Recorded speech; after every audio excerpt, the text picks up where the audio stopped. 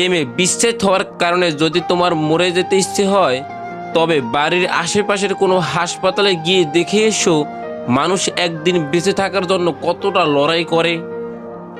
সামান্য অভাবে যদি তুমি দিশেহারা হয়ে পড়ো, তবে রাতের আধারে রাস্তার দুপাশে ঘুমিয়ে থাকা মানুষগুলোকে একবার দেখে এসো, যাদের পেটে নেই ভাত, মাথার উপর নেই ছাদ। যদি তুমি কালো হওয়ার কারণে নিজের মুখ লুকিয়ে বেড়াও অন্যদের কাছ থেকে, তবে এসিতে ঝলসে যাওয়া মানুষগুলোর দিকে তাকাও, যারা নিজেদের সেই ঝলসানো চেহারা নিয়েও সমাজে ঘুরে বেড়াচ্ছে অবলীলায়।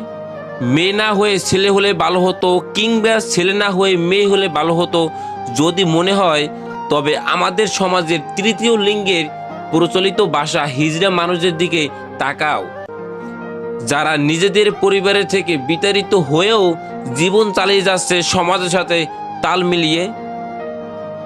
যদি নারী বলতে টাকালোভী, ছলনাময়ী, ধোঁকাবাজি মনে হয়, কিছু কিছু মেয়েরা এমনও হয়, তবে নিজের মায়ের দিকে তাকাও, যে তোমার বাবার অভাবে সংসারে না খেয়ে পড়ে আছে, তবুও ধনী কাউকে বিয়ে করার পথ বেছে নেয়নি।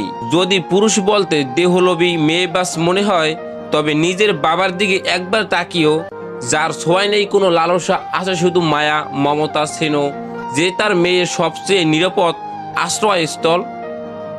নিজের মধ্যে যদি কখনো অহংকার এসে পড়ে, তবে কোনো কবরস্থানে ঘুরে এসো, যেখানে তোমার চেয়ে বড় বড় জ্ঞানী, সুন্দরী এবং সফল ব্যক্তিরা মাটির নিচে শুয়ে আছে।